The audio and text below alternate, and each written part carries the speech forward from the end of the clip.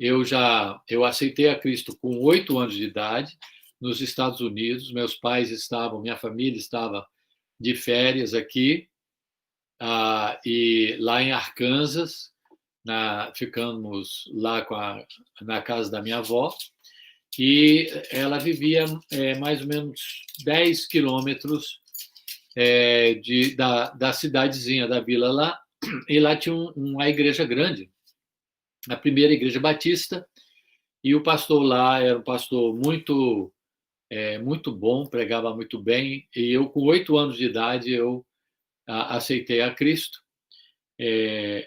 em função dos sermões daquele pastor, mas realmente a decisão foi no acampamento que meus pais me levaram, para o qual meus pais me levaram, e eu, então, com 8 anos de idade, eu aceitei a Cristo. Mas foi no acampamento, no Sítio do Sossego, num dos acampamentos lá, com algum missionário falando, não lembro qual, que eu senti Deus me chamando para o ministério da palavra, para ser pastor. Foi o que eu entendi, pelo menos.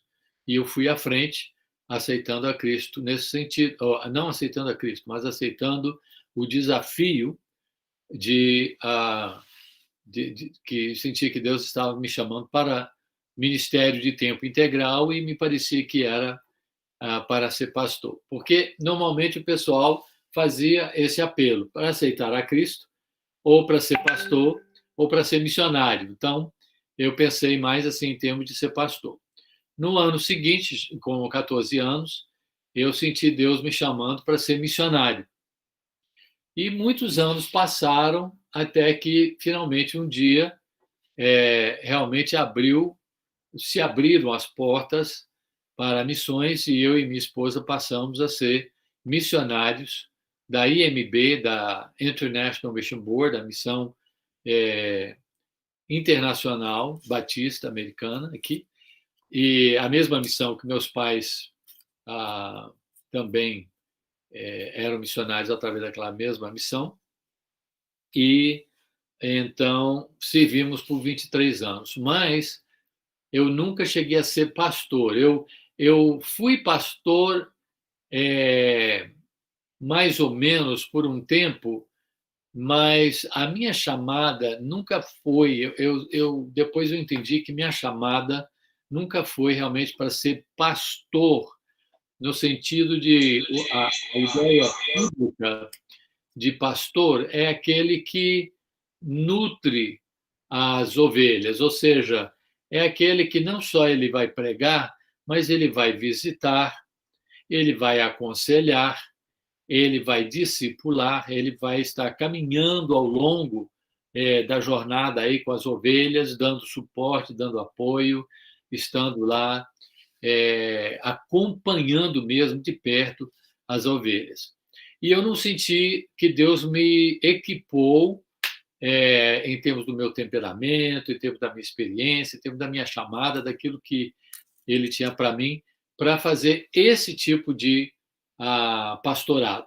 Existe na Bíblia a ideia de pastor, inclusive em Efésios, onde fala sobre os dons e tal, tem lá pastores e professores, né? Então a ideia, ou mestres, né?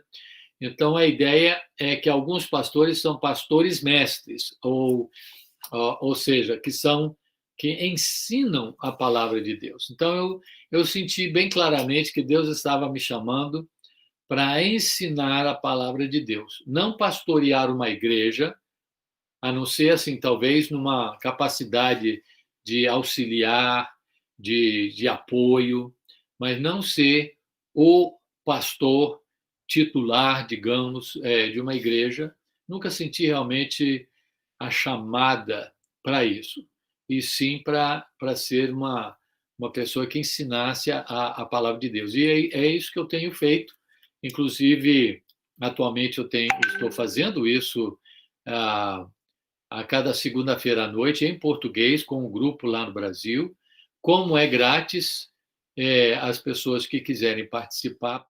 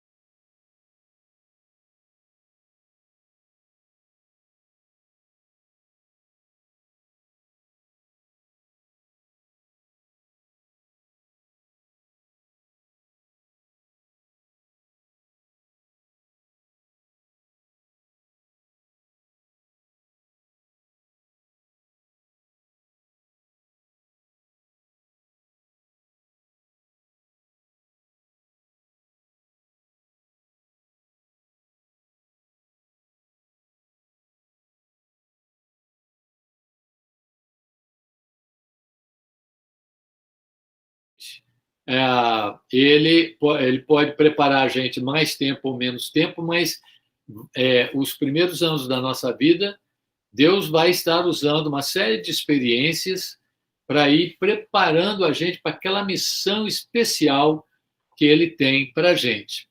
Veja só a vida de Cristo. Cristo, ele, antes de começar o ministério dele, ele ficou 30 anos. Olha só, 30 anos de preparo, e ele é o próprio Filho de Deus. 30 anos de preparo e só 3 anos de ministério, e ele mudou o mundo. Ele dividiu a história em 2, antes de Cristo e depois de Cristo. Então, se Deus, o Pai, fez isso aí como Jesus é o nosso modelo em tudo, fez isso aí na própria vida do Filho dele, o Filho de Deus, então a gente também precisa ser preparado, e as experiências que Deus vai permitindo que a gente passe, então Deus vai acumulando aquilo, às vezes a gente nem para pensar nisso, mas Deus vai preparando, quando a gente vai ver, a gente chega lá na frente, e mesmo assim a gente se sente despreparado. Veja a vida de Moisés. Quando Deus o chamou, vocês sabem quantas desculpas ele deu? Deus aparece para ele primeiro uma sarça ardente. E começa. Se Deus começasse a falar com você em voz audível de um arbusto, de uma planta que estivesse pegando fogo sem se consumir, sem queimar, eu acho que eu sei que eu ia ficar, uau, olha que coisa incrível que está acontecendo aqui. E eu acho que eu não ia ficar questionando muito a Deus, não. Eu podia estar morrendo de medo de aceitar o desafio, mas eu acho que eu ia estar com mais medo ainda de Deus falando comigo. Mas, olha, é incrível. Moisés questionou, Moisés colocou uma barreira atrás da outra. Sabe quantas desculpas ele deu? Ele deu 5 desculpas. Ah, não, eu não sei falar direito. Ah, eles não vão me aceitar, não vão acreditar em mim. Quem sou eu? Bababá, bababá. Quem sou eu, né? E Deus falando, não, eu que fiz a sua boca, eu que criei você. Olha só, o que você tem na sua mão? Ah, um cajado. Ah, joga esse cajado no chão, aí vira uma serpente. Então, Deus ele vai usar a nossa experiência. Você vê, ele não pediu para Moisés ir lá buscar alguma outra coisa, ele falou, o que você tem na sua mão? Ele usa aquilo que nós temos, aquilo que ele deu para a gente, a experiência que nós já temos, e mesmo assim a gente muitas vezes não se sente preparado, mas nós estamos mais preparados do que a gente pensa. Deus sabe quando nós estamos preparados, e quando ele chama é porque... E também o X da questão, apesar de que é importante a gente estar preparado e estar pronto e disposto a ser usado, o X da questão não é, será que eu vou poder fazer isso? Não. O X da questão é, será que Deus vai poder fazer isso através de mim? Ou seja, o foco está em Deus. Porque não é a gente que vai fazer, é Deus que vai fazer, e Deus vai fazer através da gente. Então, será que Deus pode fazer? Claro que pode. Mas será que ele pode usar até uma pessoa como eu? Pode. E então, ele usa. Ele usa as pessoas mais fracas, mais sensíveis, mais assim, simples, porque ele quer deixar bem claro que quem está fazendo o trabalho é ele. Se vocês conhecessem meu pai, vocês iam ver que meu pai era uma pessoa muito humilde, muito simples. Mas Deus o usou, ele permitiu. Quando Deus chamou, ele foi. E então, a preocupação dele era obedecer a Deus, era seguir a Deus, era fazer a vontade de Deus. Ele nunca teve vontade de aparecer. Aliás, ele corria desses negócios de ficar aparecendo. Ele não gostava de aparecer. Mas Deus usou e Deus honrou, porque ficou claro que nós temos que entender que toda a glória vai para quem tem o direito e a dignidade de receber toda a glória. E quem é essa pessoa? Só Deus. Então, não é a gente.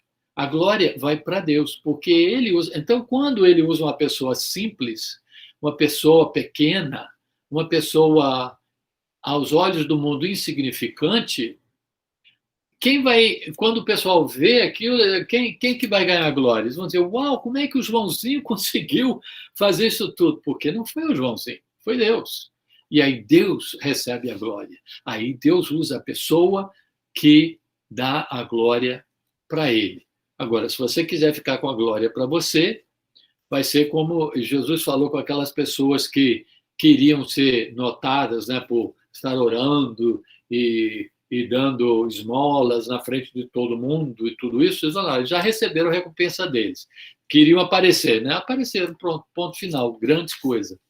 Mas, se a gente quiser realmente receber a recompensa de Deus, a gente dá glória para Deus e Ele, então, vai usando a gente e Deus vai sendo cada vez mais e mais glorificado. E nós fomos criados para a glória de Deus. E Deus vai usando a gente nesse sentido cada vez mais.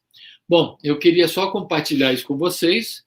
E então, Lourenço está aí com a palavra. Se vocês tiverem alguma pergunta ou colocação ou alguma coisa que quiserem compartilhar, eu não quero ficar falando aqui muito aí, muito menos sozinho.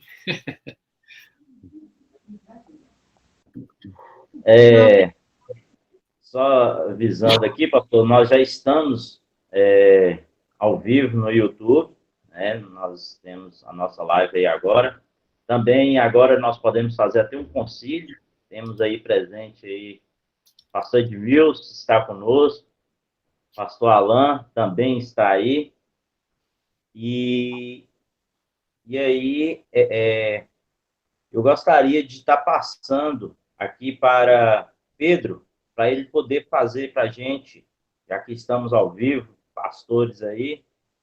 Pedro, nós vamos fazer aí, faça, por favor, o tema e a divisa para nós, por favor, e depois eu vou pedir ao Arthur para fazer, Arthur não, ao Rafael para fazer o compromisso para a gente já dar início à nossa live com os meninos fazendo as perguntas, mas antes eles estarem apresentando um pouco. Eu? Isso, Rafa. Mas é qual dos compromissos? Os dois ou só um para... Pode ser só um. Viu? Por favor, Pedro, tema e compromisso. Beleza. Tema: somos embaixadores por Cristo. Divisa: de sorte que somos embaixadores por Cristo, como se Deus por nós vos exortasse. Rogamos-vos, pois, por Cristo que vos reconcilieis com Deus. 2 Coríntios 5:20.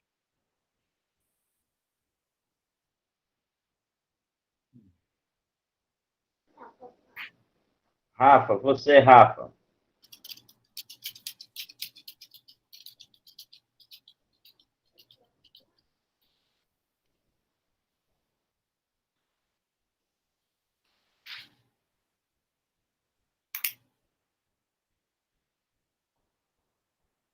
Acho que o Rafael, acho que caiu aí a ligação dele. Vou só fechar aqui.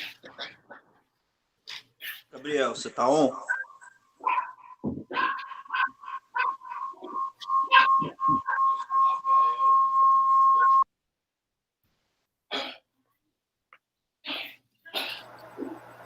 O Rafa caiu. O Lourenço está sem áudio. Está me ouvindo agora? Udi, por favor, faça o compromisso para a gente, Udi.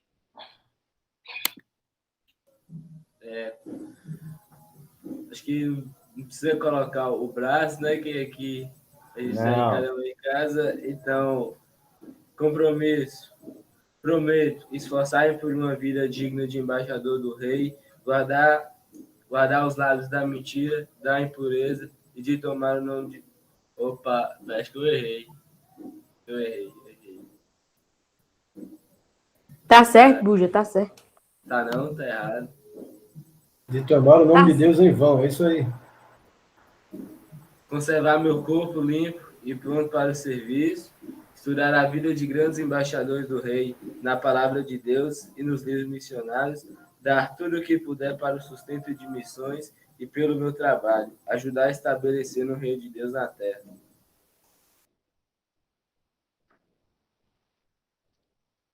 Muito E bom, dos batizados? obrigado.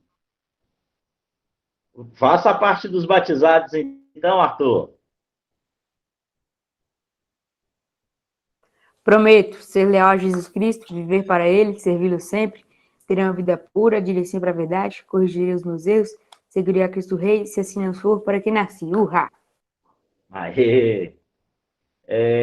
A gente vê essa alegria, né? Muito, muito bacana a gente ver essa alegria. Os meninos ficam um pouco nervosos, né? Falar assim na frente da câmera. Ficou muito bacana. Ô, Rafa, a gente pulou aqui você aqui, que a internet sua caiu, viu? A live que parou, eu fui ver aqui, o negócio também parou. Tranquilo, beleza. Eu vou passar, pastor. Você falou aqui algumas partes de algumas perguntas que nós já fizemos, mas eu vou dar sequência aqui. Eu vou abrir a primeira pergunta e as primeiras perguntas estão com o embaixador Arthur. Ele vai estar fazendo aí, e aí o senhor fica à vontade para responder. Arthur, a palavra está com você, Arthur. Boa noite, pastor. Vou fazer minhas perguntas aqui para o senhor. Só um minuto. Pastor, seu áudio está desligado.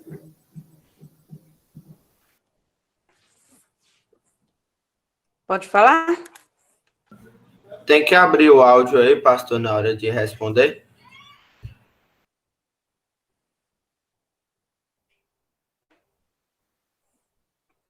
Ô, John, seu áudio tá fechado, seu áudio, John.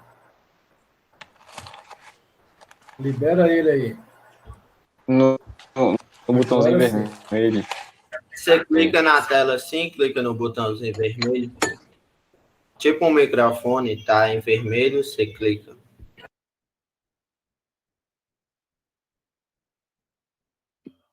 Pronto, ok. Ele, quando estava pequenininho, ele não queria abrir o microfone. Aí eu tive que colocar minha cara grande aí na tela para ele funcionar. Mas tudo bem. Pode fazer a pergunta? Arthur, pode ser uma por vez, viu, Arthur? Viu? Pastor, qual foi a importância da embaixada na sua vida? Olha, a importância da embaixada na minha vida foi o seguinte, porque eu fiz parte de 2 embaixadas. Eu fiz parte de uma embaixada lá em Rio Dourado, que fica lá perto do Sítio do Sossego. Meu pai era pastor lá. Então, quando a gente passava mais tempo por lá, eu participava lá da embaixada lá. A gente tinha uma conselheira, o nome dela era Dona Ercília. Eu lembro, o que eu mais lembro daquela época de participar daquela embaixada foi quando nós, durante a Escola Bíblica de Férias, EBF, né?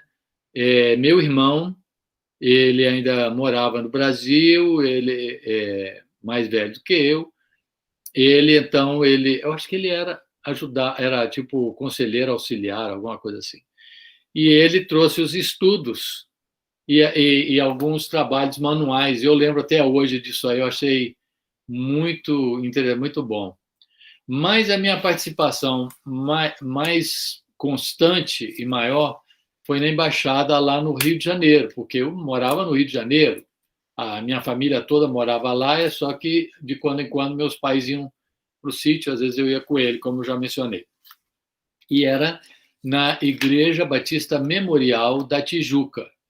E então eu participei lá há vários anos.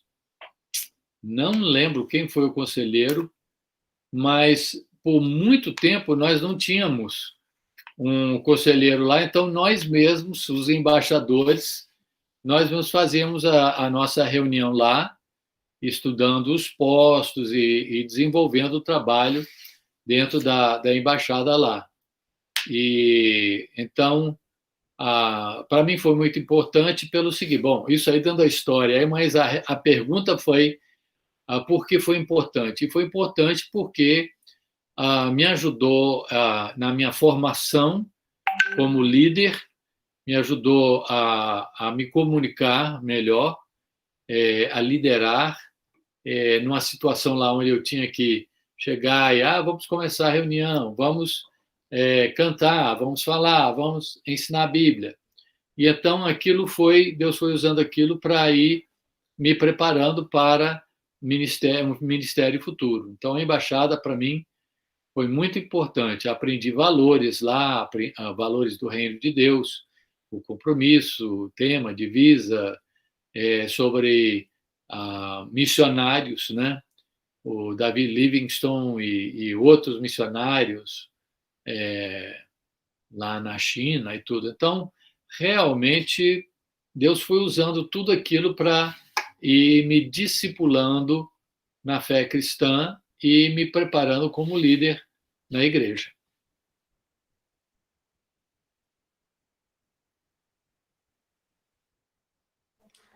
Muito interessante.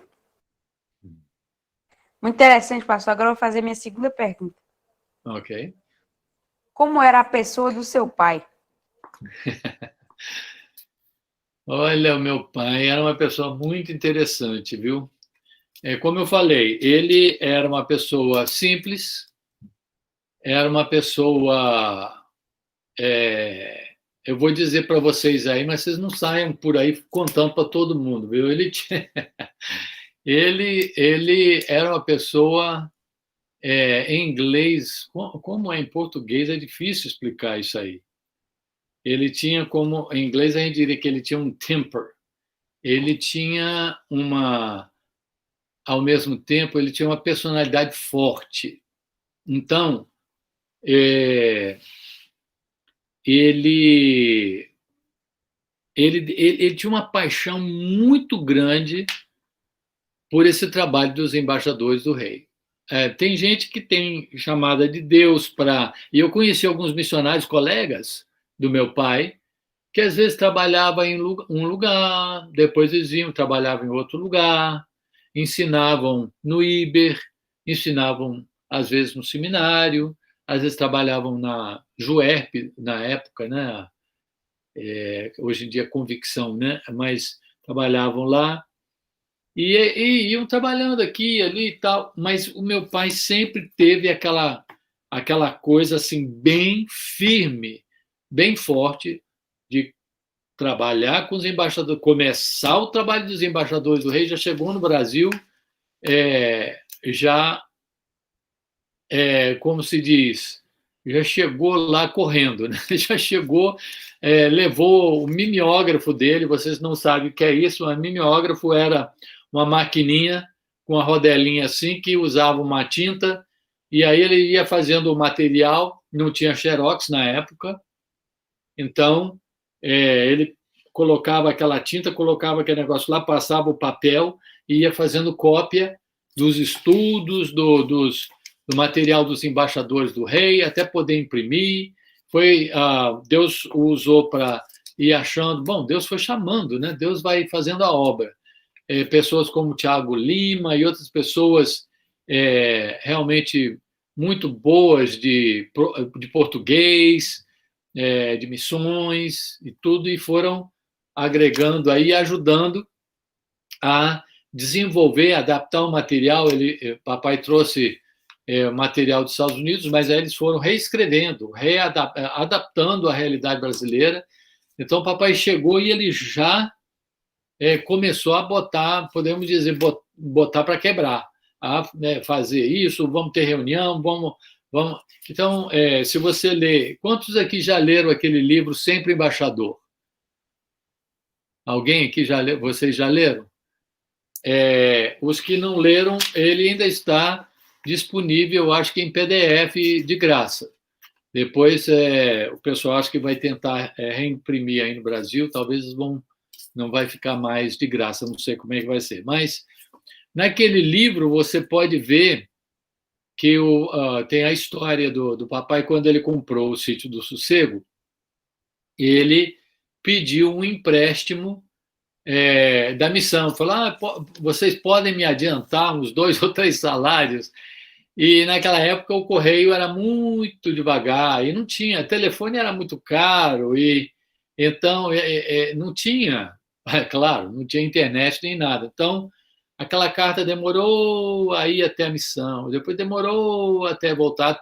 Até voltar a carta, papai já tinha falado com a irmã dele e com o irmão dele. O irmão dele era fazendeiro, a irmã dele era casada com um médico muito bem sucedido, ambos tinham dinheiro e os dois falaram, olha, Alvin, pode ficar aí com esse dinheiro aí para ajudar a comprar o terreno lá do Sítio do Sossego e fazer o que você tiver que fazer. Então, quando chegou a carta falou, olha, calma, não vai, você acaba de chegar no Brasil, a missão não faz isso, a missão não dá salário adiantado, então o nosso conselho é que você vai devagar. Mas ele já tinha comprado. Quando chegou a carta, ele já tinha comprado o Sítio do Sossego. Então o papai, ele tinha ele sempre foi uma pessoa, com os embaixadores do rei, ele sempre foi muito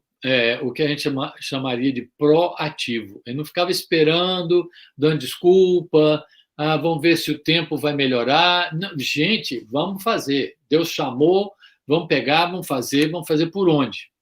E então, com isso, vocês que são mais jovens talvez não saberiam disso, mas o pessoal com um pouco mais de idade pode imaginar como o papai começou a criar alguns problemas em termos de atritos com pessoas que, de repente, não queriam ir naquela direção ou não queriam que ele fosse. Então, às vezes, o pessoal dizia... teve um grupo que chegou e chamou o papai para uma reunião e eles falaram, olha, Alvin, olha, gente, esse negócio de embaixador do rei, isso aí é muito americano, isso é ideia de americano, e a gente achava que você devia acabar com isso aí, vamos parar com isso, vão acabar com os embaixadores do rei, não tem nada a ver, e vamos fazer outra coisa, vamos fazer uma coisa mais brasileira, vamos fazer um negócio bem brasileiro. E papai estava tentando fazer o mais brasileiro possível, adaptando tudo, usando brasileiros, não só para traduzir, mas para adaptar e colocar a realidade brasileira em tudo. Mas eles, então, Alvin, e aí, você está disposto, então, a acabar, vamos acabar, então, com os embaixadores do rei? Aí ele falou, olha, qual é a ideia que vocês têm aí de concreto para colocar no lugar dos embaixadores do rei, para alcançar meninos e rapazes de 9 a 16 anos de idade? Nós não temos ainda, mas estamos pensando. Aí falou, então, eu vou ficar com os embaixadores do rei. Quando vocês tiverem uma ideia melhor, vocês me procurem. Então, ele realmente ele ia para frente, e naquela época a missão, o pessoal, como a comunicação era mais difícil com a sede, ele tinha mais autonomia, ele tinha mais liberdade.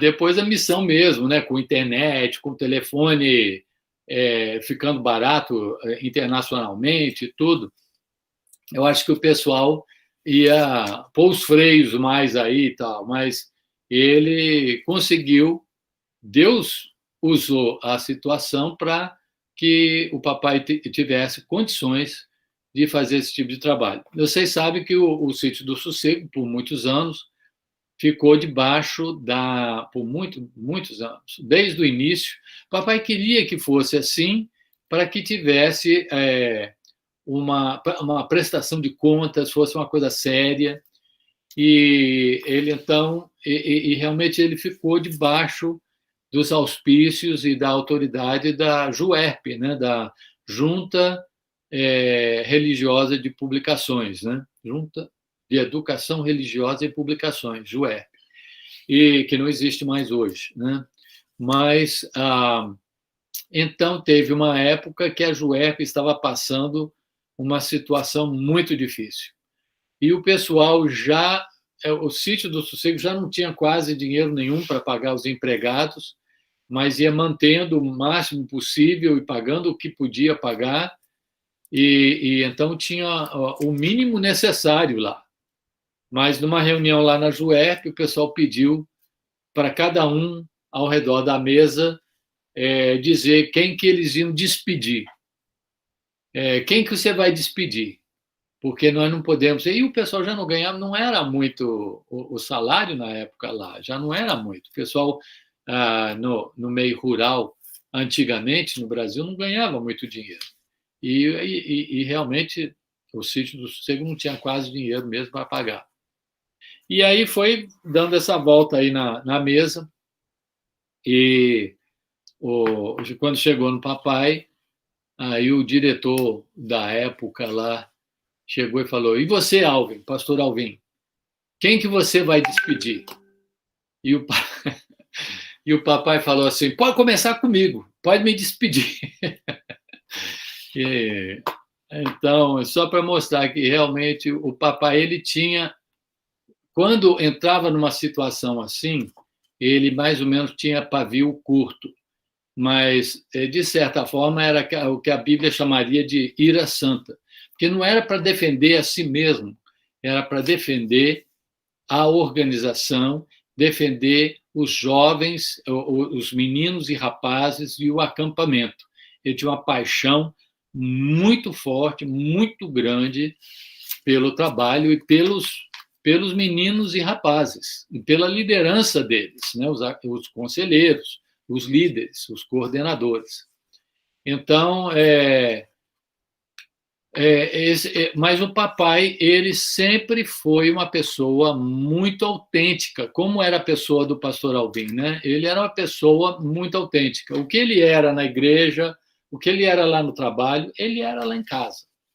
Então, não tinha aquele negócio de colocar fachada e fingir que ele era alguma coisa lá fora e chegar em casa e tirar a máscara. Não, ele não usava máscara. E então ele não gostava de politicagem, não gostava dessas coisas assim, de fazer esses jogos assim, não. O negócio com ele era, ele queria tudo em cima da mesa, tudo direitinho, tudo honesto e tudo certo. Então esse era o tipo de pessoa que o papai era. Não sei se isso responde a sua pergunta.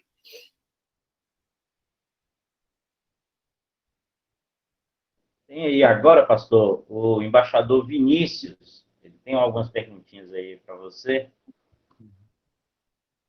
Calma aí que eu vou fazer a primeira pergunta aqui. A primeira pergunta é: como era a pessoa da sua mãe? Olha, a mamãe, ela...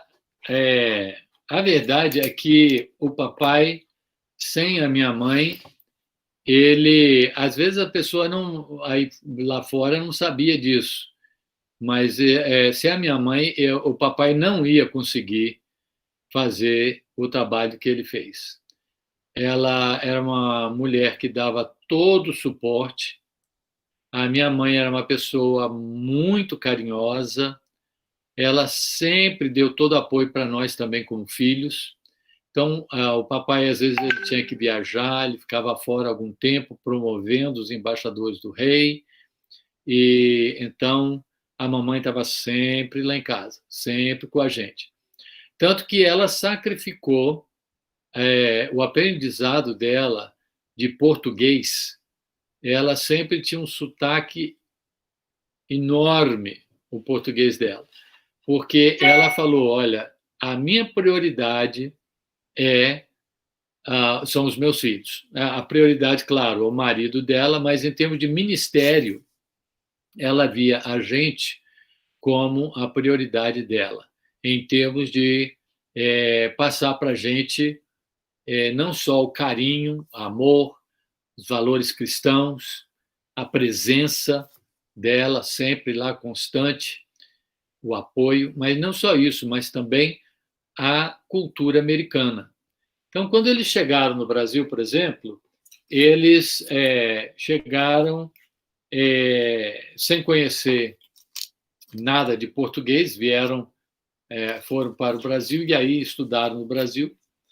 E então chegaram lá e um filho de missionário chegou e falou: olha, eu estou voltando para os Estados Unidos para estudar na universidade. O nome dele era Nathan Porter.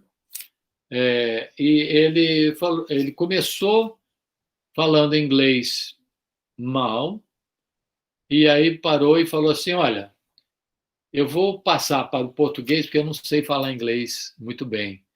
Então eu vou acabar de fazer a minha despedida aqui e falar com vocês em português. A minha mãe ficou escandalizada. Ela falou: gente, como é que um filho de missionário não aprendeu as duas línguas? Tudo bem que ele vai aprender o português perfeitamente e tal, mas ele tem que falar inglês perfeitamente também. Então ela fez uma decisão desde o início: eu vou concentrar em ensinar português. Tanto que tinha uma regra lá em casa. Ela falava: olha, vocês podem falar em português na escola, na igreja, com os amigos aí na rua, onde vocês estiverem, mas aqui em casa nós vamos falar inglês. E se vocês falarem comigo em português, eu vou responder em inglês. Então a gente já chegava em casa, podia estar até com um amigo e tal, falando em português, eu virava para minha mãe e falava com ela em inglês. Já a gente se acostumou a fazer assim. Então, outro ministério que ela tinha, além dos filhos, ela gostava muito de tocar o piano. Ela tocava o piano, o órgão lá na Primeira Igreja Batista de Rio Dourado, e onde ela ia, e ela também, na Casa da Amizade, no Rio de Janeiro, ela ensinava o piano. Então, ela tinha esse trabalho na Casa da Amizade, né, de ensinar piano. Mas ela era uma pessoa super carinhosa, viu? Eu sinto falta do meu pai, mas eu sinto até mais falta ainda, de certa forma, de modo diferente. Eu sinto falta dos dois, mas de modos diferentes, né? Mas a minha mãe, realmente... Você falou isso aí, eu quase fiquei emocionado só de falar nela aí. Dá muita saudade. E já tem, o quê? Uns 20 anos que ela faleceu. Mas uma pessoa boníssima e muito carinhosa. E sempre apoiando o ministério do papai, dando conselho, ajudando, estando lá, sempre ao lado do papai. Foi sua mãe que ensinou inglês? Foi a minha mãe que me ensinou inglês e algumas coisas, me ajudava com o dever de casa e tudo isso, né? Aliás, em Minas a gente fala para casa, né? No Rio a gente fala dever de casa, em Minas a gente fala para casa. Minha mãe ajudava com isso também, mas minha mãe que me ensinava. Eu vou fazer aqui minha segunda pergunta, como foi sua conversão? Olha, a minha conversão, eu cheguei a mencionar um pouquinho aí, tinha aquele pastor lá da Primeira Igreja Batista de Warren, lá em Arkansas, no estado de Arkansas, que fica assim, é um estado que fica acima do estado do Texas. E ele pregava de uma forma que eu entendia quase tudo. Eu acho que ele devia usar muita ilustração, e o sermão dele era simples, mas muito interessante e muito profundo. Mas, por alguma razão, de alguma forma, eu fui entendendo e aquilo foi tocando no meu coração. E eu compartilhei, acho que com aquele outro grupo, que meu pai notou que Deus estava realmente mexendo, né, no meu coração. Meu coração eu já estava sentindo assim Deus me chamando, né, para conversão. E meu pai, um dia, chegamos em casa, ele de carro e tal, na casa da minha avó, e ele falou com todo mundo: vocês podem ir, aí eu vou ficar aqui com... João, fica aqui um instantinho. John, né, ele me chamava de John.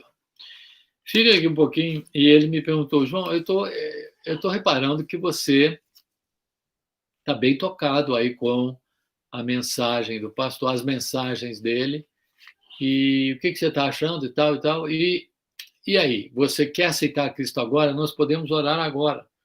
E aí eu falei com ele, olha, eu queria pensar um pouco mais, eu quero esperar um pouquinho mais. Não, tudo bem. Então, aí depois, eu não lembro quanto tempo depois, mas deve ter sido o quê? 2 semanas, um mês.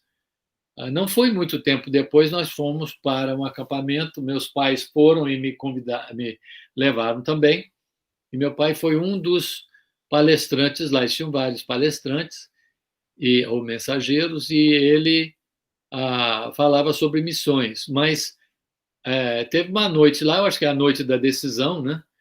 E teve outra pessoa pregando, e como eu mencionei da outra vez lá, eu não lembro do sermão, mas Deus usou aquela mensagem para tocar no meu coração, e quando eles cantaram aquele corinho, né? Atrás não volto, não volto não, e então eu fui à frente, com esse gesto, dizendo que eu estava pronto e eu queria aceitar a Cristo, isso com 8 anos de idade. E meu pai, então, foi o meu conselheiro. Nós fomos lá, o pessoal que aceitou a Cristo, que fez uma decisão, foi, e meu pai, então, passou comigo, assim, todos os passos. Você realmente tem certeza que você quer aceitar a Cristo? Você entende que você é pecador, que Jesus morreu pelos seus pecados, e você quer abrir o seu coração, sua vida para Ele, e pedir para Ele entrar na sua vida? Sim, sim, sim. E ele orou comigo e eu aceitei a Cristo naquele momento e nunca tive dúvida. Eu sei que muita gente tem, e isso às vezes é normal, tudo bem, ao longo dos anos, mas eu nunca realmente tive dúvida de que naquele momento eu aceitei a Cristo e aquilo valeu para o resto da minha vida até hoje. Então, o que? 55 anos atrás, eu com 8 anos de idade. E então, assim foi a minha conversão.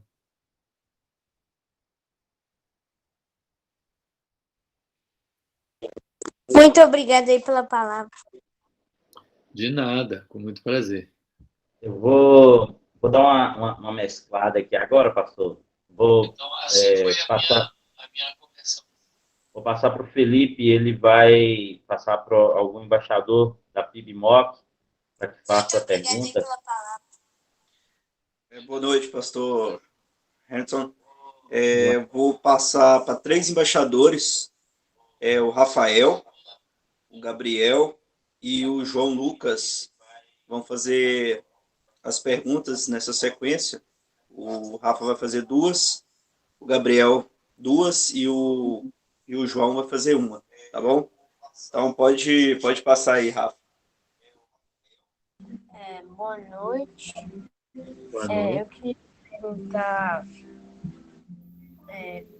se você e seus irmãos eram levados sempre com seus pais para congregações, acampamentos e coisas do tipo que envolvem a igreja? Olha, entrou aqui bem baixinho. Alguém podia repetir para mim a pergunta? Eu perguntei se você e seus irmãos eram sempre levados para acampamentos, congregações, palestras, etc., que envolvem a igreja. Sim, naquela época. Todos os meus irmãos e eu éramos levados, mas eu era o mais levado de todos.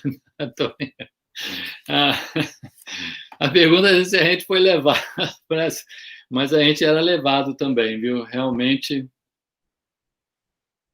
eu acho que o mais levado era eu. Eu tinha muita energia, viu?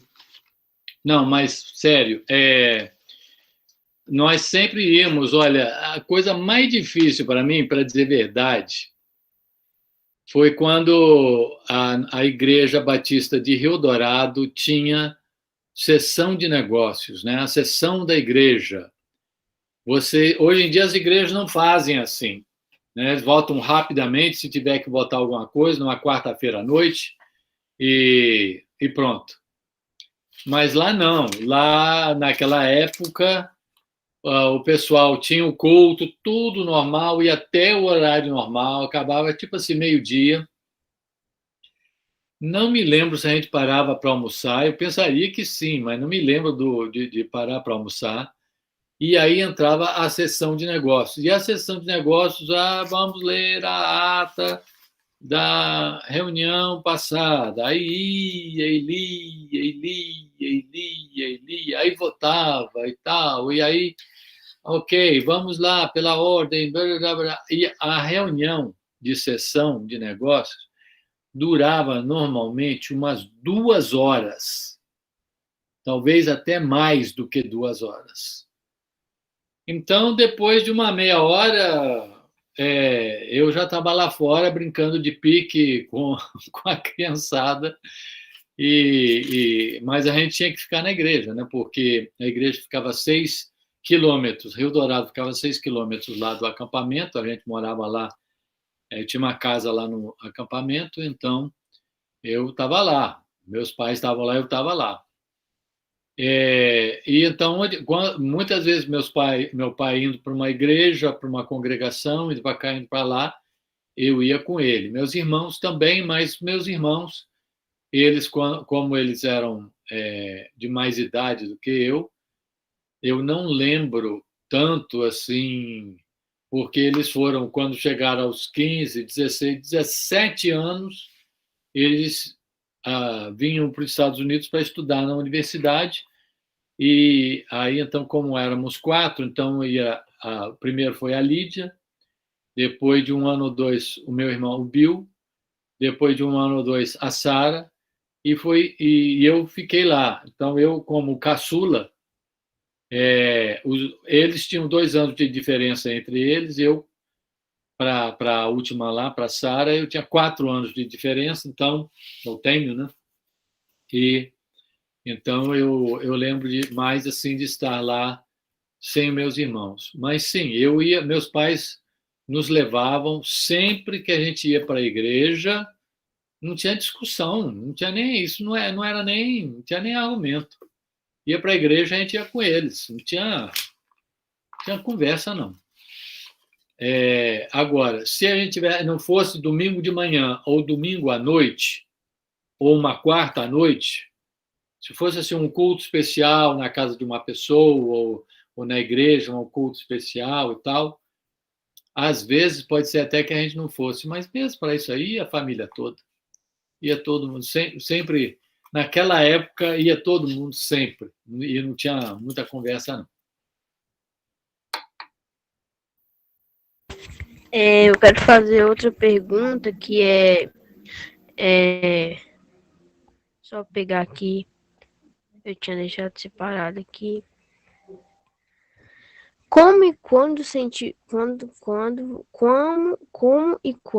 você sentiu vontade de se tornar pastor? Isso, foi quando, como eu mencionei, com os 13 anos de idade, no próprio Sítio do Sossego, durante um momento lá de decisão, acho que uma noite de decisão, muita gente foi à frente e eu senti uma convicção muito grande.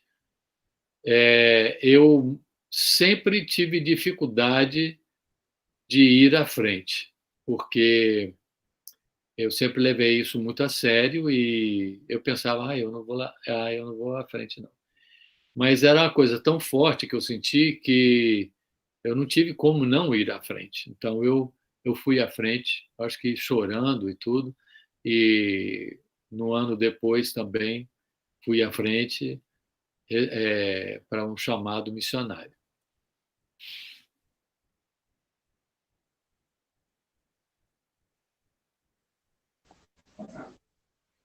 Agora o Gabriel, a internet dele caiu. Depois também fui à frente para um chamado missionário. Caso contrário, Rafa, pode seguir com as outras perguntas também. Ok.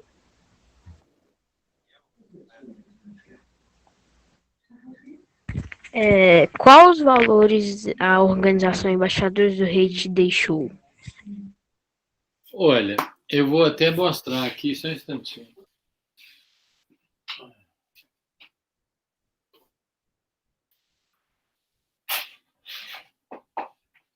algo que me influenciou bastante nos embaixadores do Rei, embaixadores de Cristo, né, embaixadores do Rei, são os valores do reino de Deus. Então, eu senti há uns 20 anos atrás, mais de 20 anos atrás, o desejo, necessidade, até posso dizer chamada, para escrever sobre o reino de Deus.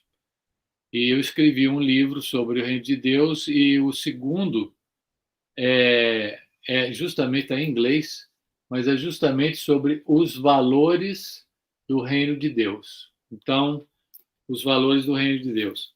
Eu parei para pensar sobre o que seriam esses valores do reino de Deus, e eu pensei, bom, o pessoal muitas vezes fala, nós temos que ter os valores do reino de Deus, tal, mas nunca ninguém para explicar que valores são esses. Aí eu pensei, vamos ver, vamos pensar nisso, vamos pegar a Bíblia aí, olhar e ver.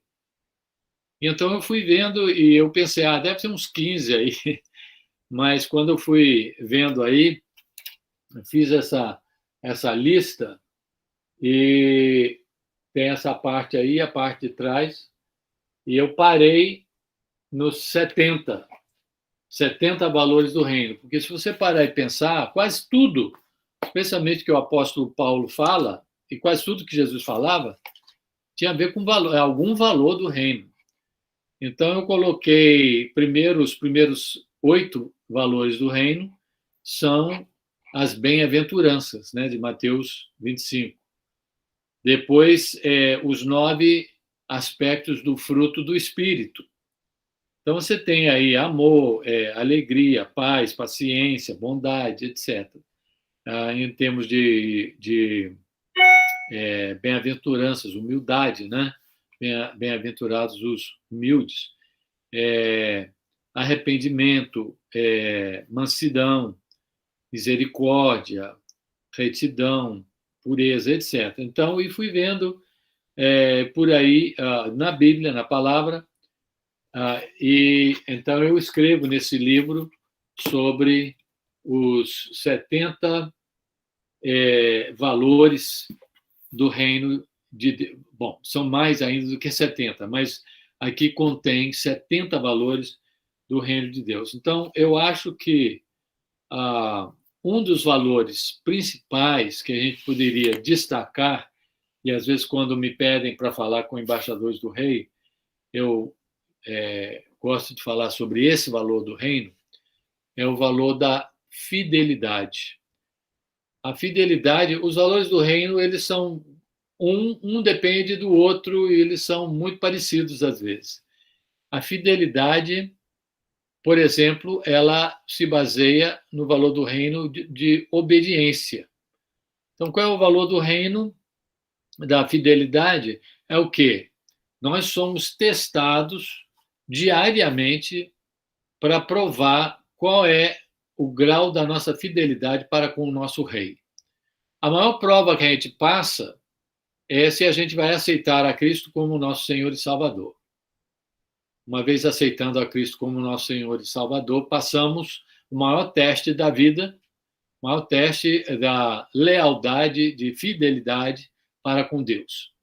E então, depois disso, cada dia é um teste, são vários testes, né? Às vezes, a cada hora, a cada momento, nós somos provados, somos testados. Em que sentido? Para saber se nós vamos fazer a vontade de Deus ou se vamos fazer a nossa vontade. Se nós vamos nos manter fiéis a Ele ou não. E o que significa ser fiel? Vou obedecer a Deus ou desobedecer a Deus?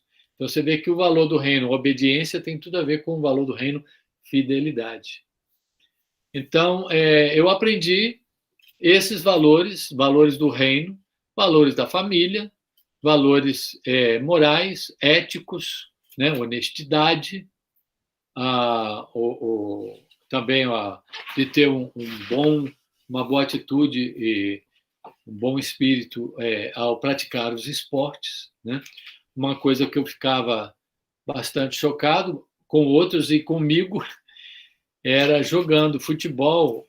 A gente via, às vezes, pessoal que na igreja é tão santo, né? Na hora de jogar futebol, a gente via cada atitude, horrível. E finalmente eu cheguei à conclusão de que eu não queria jogar, eu queria jogar para me divertir, e se eu ganhasse ou não, não era secundário. Então eu não ficava me esforçando e aquela coisa, nosso time tem que ganhar, nós temos que fazer mais gol, nós temos que. E é porque aí você começa a ficar todo nervoso e levar a coisa muito a sério, e aí você começa a dar canelada, quando os outros dão canelada em você, você perde a cabeça. Mas se você está lá mais assim para se divertir, para estar lá um momento até no futebol a gente pode ter comunhão. Mas se o meu objetivo é só ganhar, aí eu não vou ter provavelmente o melhor. Agora, claro, quando tem um Grêmio, você está jogando contra outra embaixada, você vai se esforçar, claro, você vai tentar ganhar e tal, mas não vale a pena você ganhar no jogo e perder na vida, né? Perder a cabeça, perder a atitude e ter uma atitude ruim, não vale a pena. Então, essas coisas aí, os embaixadores do rei foram me mostrando, foram me ensinando. Acho que o Gabriel conseguiu entrar dentro da sala agora. Você pode fazer a pergunta que você tem. Sim, Felipe, eu faço.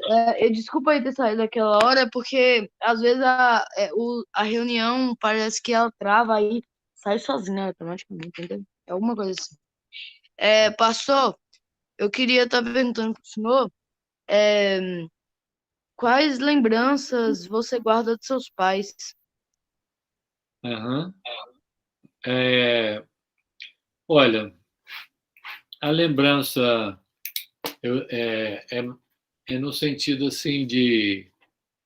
É interessante, né? Quando a gente é criança, quando a gente é adolescente, quando a gente é jovem, a gente acha que a gente vai crescer, vai ficar velho e não vai ligar muito assim, talvez, para os pais. Mas eu acho que, mesmo com o passar dos anos, aquele respeito, né? A Bíblia diz, primeiro, que quando nós estamos debaixo da autoridade dos nossos pais, nós devemos não só amar os nossos pais, mas devemos obedecer os nossos pais. Mas quando a gente casa ou chega a uma certa idade e sai de casa, se a gente fica em casa, mesmo com 30 anos de idade, eu diria, então você ainda tem que obedecer seus pais, porque você ainda está debaixo do teto deles.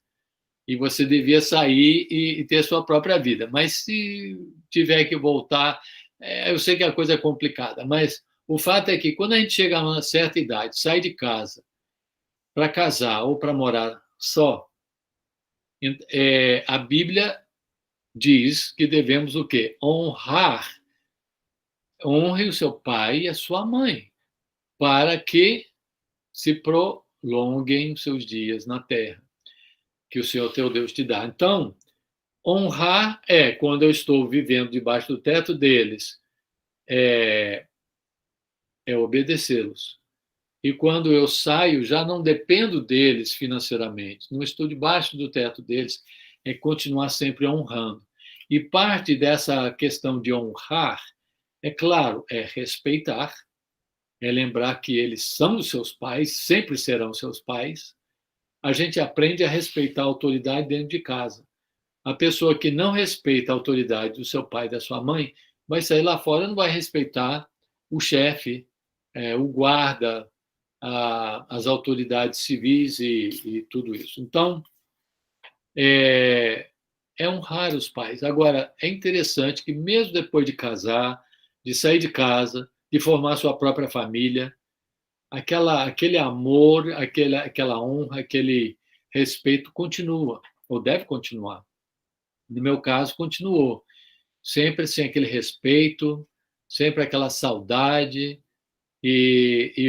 Poxa vida, depois de 20 e poucos anos aí sem meus pais, sempre que passa o aniversário de um, passa o aniversário do outro, eu paro e penso bastante sobre eles. Eu penso sempre, mas mais ainda nessas datas. Então, eu acho assim que eu sinto muita falta deles. Eu gostaria, se não tivesse essa questão de ficar velho e ficar cheio de doença e ficar fraquinho e tudo isso, se não tivesse, o que eu não gostaria que tivesse aí para ficar sofrendo, né? Mas se não fosse isso aí, como seria legal que meus pais ainda estivessem vivos, né? Se tivesse como eles estarem aí lúcidos, com boa saúde e tudo isso. Mas essa é a realidade. Eu acho que a gente sempre vai amar os pais, sempre vai ter saudade, vai gostar de ter aquela honra, né, de ser filhos dos nossos pais. Eu acho que isso é normal, né?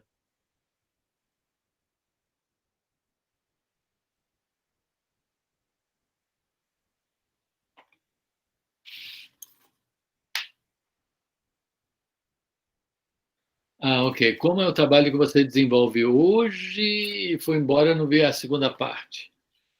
Como é o trabalho que você desenvolve hoje? E a segunda parte eu não vi. É que o microfone dele tá ruim, aí Ok. ele fez a seguinte pergunta: como é o trabalho que você desenvolve hoje? Ok. E tinha uma outra parte, não tinha? Ou não? Não. É isso.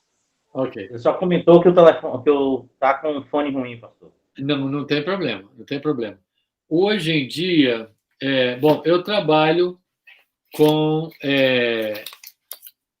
duas funções, na verdade. O meu trabalho envolve duas funções. Eu e minha esposa trabalhamos como missionários da IMB, da missão de Richmond, por 23 anos. E eu trabalhava numa função diferente, bem diferente do meu pai e bem diferente da grande maioria dos missionários. Eu trabalhava numa equipe de comunicação, como artista ou desenhador, dizem em espanhol, né? Desenhador gráfico, artista gráfico. Então, eu sou ilustrador e trabalho com design ou com artes gráficas. Me influenciou isso também na época dos embaixadores. Meu pai me levava às vezes para Jué, para casa, na época era ainda chamada Casa Publicadora Batista, e eu ia lá às vezes no setor de arte e passava às vezes horas lá. Eu não sei, aquele pessoal deve ter tido muita paciência para ter uma criança lá horas e horas, mas eles me ensinaram muitas técnicas de desenho, perspectiva e tudo isso. Foi muito legal. Mas o meu trabalho hoje, então, é trabalhar com artes gráficas, com um ministério chamado The Mailbox Club, Clube da Caixa Postal. É um ministério que trabalha com crianças. É tipo a APEC, mas tem uma filosofia diferente de trabalho. E então, a segunda parte do trabalho que eu faço nesse ministério do Mailbox Club, do TMC, né? Mais fácil falar TMC, é com o Clube Investigadores da Bíblia. Então, essa revista aqui, de 96 páginas, é um livro que realmente ensina.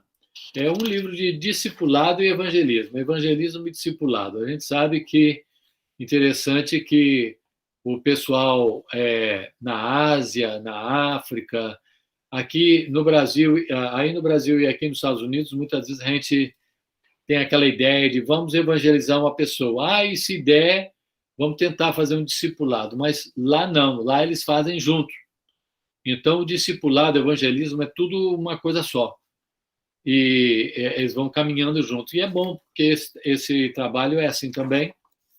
Começa com, olha só, olha os temas aqui: como é Deus, de onde nós viemos, quem é o nosso inimigo, quem é o Salvador prometido, Jesus está vivo hoje, eu posso ser um filho de Deus, Jesus voltará, coisas que Deus quer que eu saiba, uma nova pessoa em Cristo, o maior presente de Deus. Então, só na lição 8 são 12 lições, e normalmente essas lições são tão cheias de conteúdo que o pessoal divide em 2 semanas, pelo menos. Então, num clube investigadores, eles fazem metade de uma lição e depois, na outra semana, fazem a outra metade.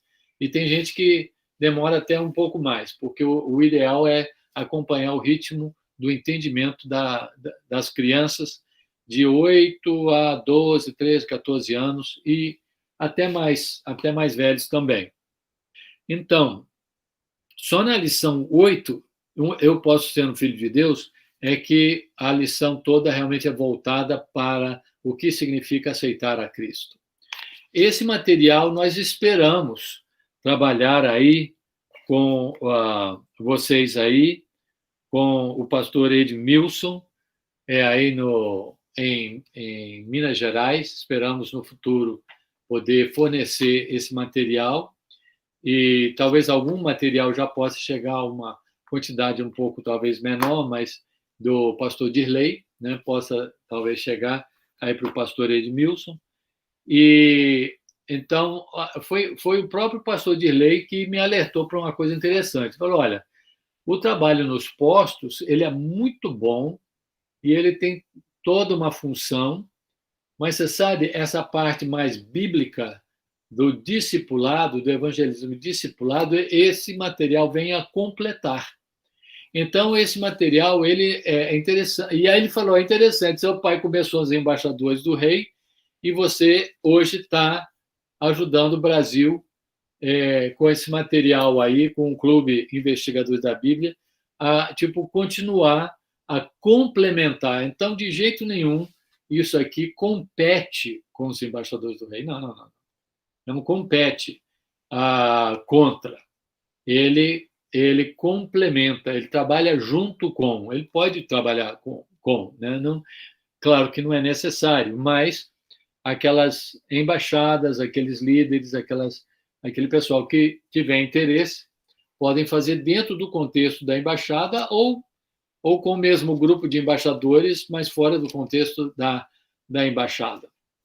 O fato é que é um material que está em mais de 100 línguas, em mais de 80 países ao redor do mundo, e temos tido sempre não só um bom resultado, mas boa aceitação das diferentes culturas, e na cultura brasileira tem encaixado muito bem.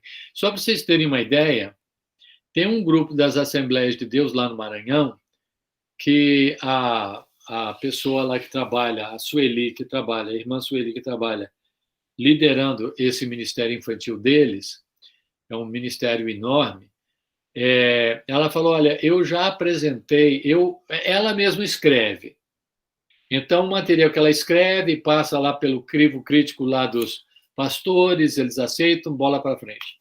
Mas ela falou: olha, tudo que eu já apresentei para eles, de outras organizações, eles sempre falam: não, isso tem aquilo, não dá.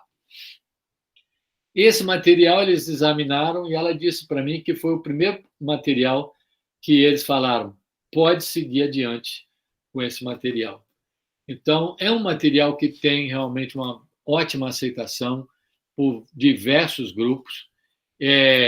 Eu posso dizer isso para vocês: não divulguem por aí, não falem com os outros, porque é um trabalho interdenominacional, mas o diretor e os pais do diretor é que escreveram esse material, especialmente o pai dele. O nosso diretor e os pais dele são batistas. Mas não fala isso para ninguém, porque, na verdade, o material é interdenominacional, ok? Não estou mais aqui quem falei. Mas esse é o trabalho que eu faço hoje. A gente já está aí com mais de 1 hora de reunião e a gente agradece não só para você, mas também a todos os embaixadores que estão aqui conosco, aqueles que estão nos assistindo pelo YouTube. E, para fechar, eu gostaria de pedir aqui o Pedro Henrique, nosso embaixador, ele fará mais 2 últimas perguntas para a gente encerrar essa nossa live. Pedro, a palavra está com você. Boa noite, pastor. A primeira pergunta é: como o senhor enxerga hoje em dia o trabalho que o seu pai iniciou? Olha, uma coisa que eu fico muito, muito, muito feliz de ver é que eu vi um versículo anos atrás aí, e passou até a ser um lema para mim, que para um trabalho que a gente fez no sul da Flórida com um grupo brasileiro, que é quando Jesus ele deu uma bronca nos fariseus e os discípulos chegaram e falaram: Mestre, cuidado, eles são líderes aí religiosos e tal. Ficaram preocupados com a bronca que Jesus deu nos fariseus. E aí Jesus falou: olha, toda planta que o meu pai não plantou será arrancado. Será arrancada. E então eu fiquei pensando, gente, a gente tem que fazer o que Deus planta, o que Deus nos chama para fazer. E eu sinto que realmente papai, ele foi seguindo o roteiro de Deus, ele foi seguindo a orientação que Deus ia colocando no coração dele. E Deus honrou isso aí, então, porque passou a ser, passou não, era desde o início, eu sinto que foi um trabalho de Deus, que veio do coração de Deus, e ele que chamou, ele que equipou, ele que fez, e ele que aconteceu. Então, a gente vê o resultado disso. Não dizendo que aqui não foi assim, eu não sei, eu não tenho conhecimento do trabalho aqui nos Estados Unidos, eu só sei que, infelizmente, o trabalho aqui, hoje em dia, é quase inexistente. Nas igrejas batistas, você quase nunca ouve falar: nós temos uma embaixada. Então, aqui, a organização praticamente morreu. Ela voltou à União Feminina, e existe por aí e tal, mas são poucos que estão realmente seguindo isso aí. Mas, no Brasil, eu creio que algumas coisas aconteceram. Eu creio que, de alguma forma, esse trabalho que Deus mesmo vai fazendo, ele foi colocando no coração das pessoas. O que eu observei quando eu visitava o Brasil e depois quando morei lá, de 2011, 2012 até 2015, final de 2015, o que eu reparei é que o pessoal, mesmo não podendo contar sempre, naquela época pelo menos, não podendo contar sempre com uma organização nacional, e eu também não entrei na coisa, eu não tenho muita informação sobre isso, mas o pouco que eu reparei que, às vezes, aquela informação, aquele apoio, aquele material não estava chegando completamente aí para o pessoal, mas porque os embaixadores do rei têm um modus operandi, uma maneira de atuar, uma maneira de se organizar, uma maneira de fazer as coisas que é muito fácil de copiar, ou seja, de imitar, dizer: aquela igreja também é embaixada, como é que faz uma embaixada? Junta aí os meninos, tem o manual tem os manuais, tem o guia, né, dos embaixadores. Vamos lá perguntar, vamos ver como é que eles fazem e vamos fazer aqui também. Mas custa caro? Não, isso aí a gente faz aí com os recursos que a gente tem e bola para frente. Então, pela simplicidade e a facilidade, e porque não é caro, você não tem que ter um equipamento, um monte de coisa, você não tem que ficar prestando um monte de relatório, um monte de coisa complicada e tal. É mais simples. Então, claro, sempre que você tem uma organização centralizada que dá apoio, melhor, claro, mas nesse sentido, eu sinto que, pelo o que eu vi na periferia de lugares lá no Rio de Janeiro, o pessoal estava longe, não estava chegando de alguma forma aquela orientação, aquela organização. Então, eles conseguiram. Eu fui no acampamento, eu gostei, eu vi e tal. Eles conseguiam replicar aquilo, imitar e reproduzir aquilo. E essa questão de conseguir reproduzir algo é super importante. A nossa missão na época, inclusive, na época dos meus pais, só para vocês terem uma ideia, a ideia, eles iam para os países e queriam reproduzir aquela estrutura complicada americana e que era muito cara. Então, por exemplo, a JUERP, a Casa Publicadora Batista, sempre teve problemas financeiros, porque a realidade brasileira é diferente. Então, eles chegaram à seguinte conclusão: se não for algo que o pessoal pode replicar, não pode copiar e fazer com os recursos próprios, nós não queremos estar envolvidos com isso aí, não queremos. Então, tanto que a missão de Richmond, né, a junta de Richmond, os missionários, muitas vezes não implantam instituições, né? Não constroem prédio. Olha, temos que construir esse prédio, temos que fazer essa coisa enorme e tal. Não, eles saíram disso aí. E se o povo onde eles estão ministrando não tem condições de reproduzir aquilo com os próprios recursos, eles já não ensinam. E eu acho que isso que aconteceu com os embaixadores do rei. O pessoal conseguiu, com seus próprios recursos, seguir o modelo e ir fazendo as embaixadas e crescer a embaixada, e a necessidade veio a ser maior do que nunca. Eu já mencionei isso, que antigamente o pessoal dizia: olha, hoje eu sou pastor de igreja por causa do Sítio do Sossego, eu aceitei a Cristo lá, eu aceitei o chamado lá, e missionário da Junta de Missões Mundiais e Nacionais. Olha, eu sou missionário por causa dos embaixadores do rei, olha que coisa maravilhosa. Hoje em dia, o que a gente mais ouve é: olha, eu estou vivo hoje por causa dos embaixadores do rei. Porque se não fossem os embaixadores do rei que me chamaram, eu fui lá jogar futebol com eles, me chamaram para a reunião lá, gostei demais, me converti, aceitei a Cristo, saí daquele meio lá das drogas e daquela coisa toda, e hoje eu estou vivo. Meus colegas daquela época que não entraram na igreja, não entraram nos embaixadores do rei, muitos deles estão mortos, por causa de violência, por causa de drogas. Então, os embaixadores do rei chegaram e vieram a preencher essa necessidade enorme dos meninos e rapazes nas grandes cidades, e eu creio que nas pequenas também.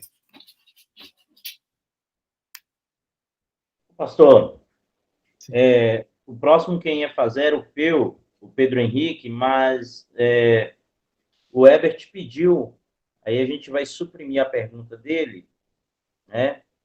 E eu achei muito interessante a pergunta que ele pensou aqui, e aí eu vou abrir o espaço para ele, e aí, como já está tarde, a gente suprime a pergunta e fica a de Herbert, ok? Tá joia. Eu vou só abrir aqui.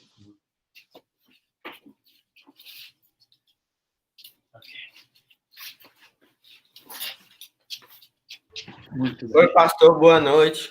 Eu queria perguntar qual é o desafio da embaixada para essa nova geração que vive nas redes sociais, sempre conectada? Olha, essa pergunta aí tem tudo a ver, né? Porque, por exemplo, com a pandemia, as redes sociais passaram a ser, como nós estamos vendo aqui hoje à noite, essenciais, na verdade, para a gente poder se comunicar, para a gente poder aprender, compartilhar, até para a gente não se sentir tão isolado. Esse material nosso, por exemplo, nós temos aí no site tmcbrasil.com, não tem um .br, TMC Brasil, tudo junto, tmcbrasil.com, e temos esse material aí numa parte lá que diz área restrita, para poder acessar esse material em PDF, etc. e tal, você tem que entrar com uma senha que é J maiúscula, J316. É João 3,16, né? Mas J capital, capital, estou pensando em inglês aqui. J maiúscula 316. E então você vai ter acesso a cada uma das 12 lições em PDF e outros materiais lá também. Então a gente vê a necessidade de ter recursos online para os nossos jovens, porque por exemplo, na época lá, o pessoal tinha muita resistência, vocês talvez tenham dificuldade até de acreditar nisso, hoje em dia, porque a coisa está tão diferente, mas na época do meu pai, as igrejas tinham uma resistência muito grande aos meninos jogarem futebol. Muitos chegavam a dizer: o futebol é o ovo do diabo. E aí o argumento era o seguinte: olha, menino é menino. Menino vai brincar. Você quer que ele brinque dentro desse contexto da embaixada, com outros crentes, num ambiente saudável, ou você quer que ele saia pela porta dos fundos e vá jogar com o pessoal do mundão aí, onde a coisa é diferente? E então o fato é que os embaixadores, fazendo um paralelo, as pessoas que estão na vanguarda, as pessoas que querem crescer, as pessoas que são dinâmicas, elas muitas vezes vão online, elas querem aprender, elas querem crescer, elas querem avançar, elas querem se comunicar. E se a gente não tiver um material saudável, se a gente não tiver coisas como vocês estão fazendo aqui agora, onde nós estamos aqui, falando das coisas de Deus, compartilhando, abrindo o coração, trocando ideia. Se você não tiver isso aí, a tendência vai ser você se distrair com coisas que vão perder o seu tempo, ou pior ainda, que vão criar uma armadilha para você. E nós sabemos que, por exemplo, a pornografia é uma armadilha enorme e ela vicia de uma maneira tremenda. É uma coisa que hoje em dia, inclusive, os embaixadores, a embaixada, o conselheiro, precisa estar bem à frente disso aí para ajudar o pessoal a evitar isso aí ao máximo e sim concentrar nas coisas boas, as coisas que realmente edificam, constroem a gente e que nos aproximam de Deus, não nos afastam de Deus e das pessoas, né? Então, eu creio que essa questão da mídia social é muito importante e a gente precisa se comunicar, mas a gente precisa tomar todo o devido cuidado, a gente precisa ter a orientação dos pais, ter a orientação do pastor, do conselheiro, e a gente precisa ser vivo, né? Porque o nosso inimigo ele não brinca em serviço e ele não joga para perder, ele joga para ganhar e ele joga para matar mesmo.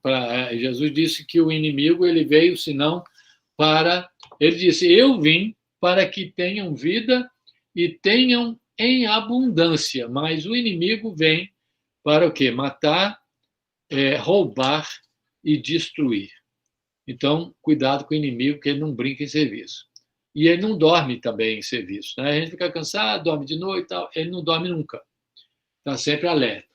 Então, nós temos que ficar alertas, buscando sempre o poder de Deus, orientação de Deus, ajuda de Deus, mas, ao mesmo tempo, os líderes precisam estar sempre oferecendo um material dinâmico, um material interessante, e essa comunicação entre os embaixadores e os líderes e os pastores e os conselheiros e dinamizar a coisa de tal forma que seja interessante, bom, proveitoso.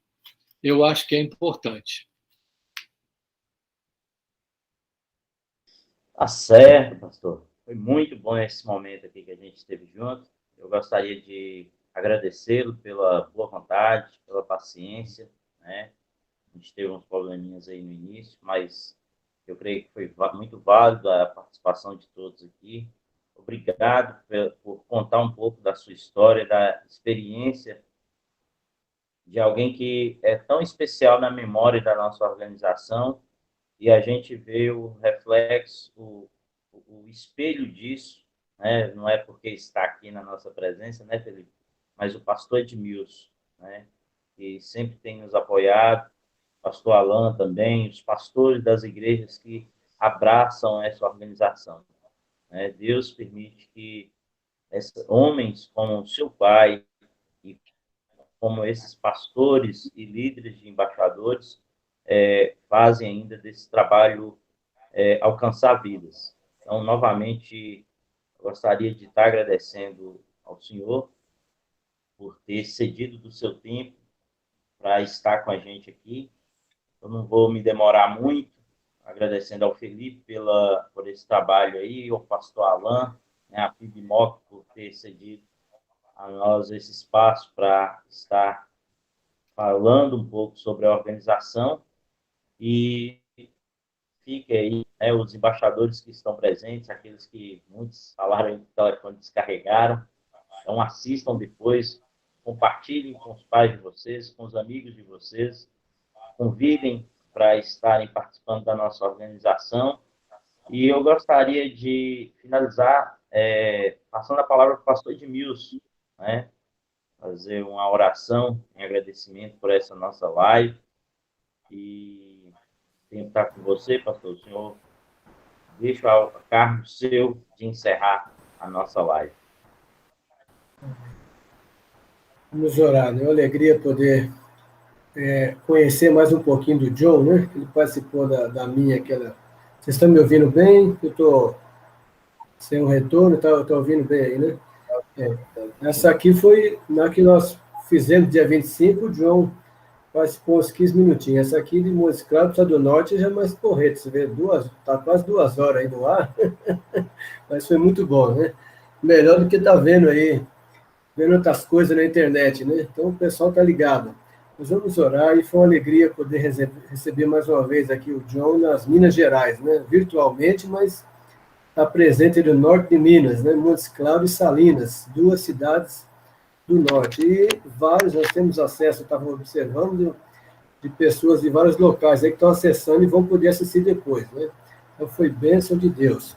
Vamos orar. Ó Deus, nós te louvamos, ó Pai, pelo dom da vida. Nós te louvamos pelo teu amor, te louvamos, ó Pai, porque o Senhor nos amou primeiro.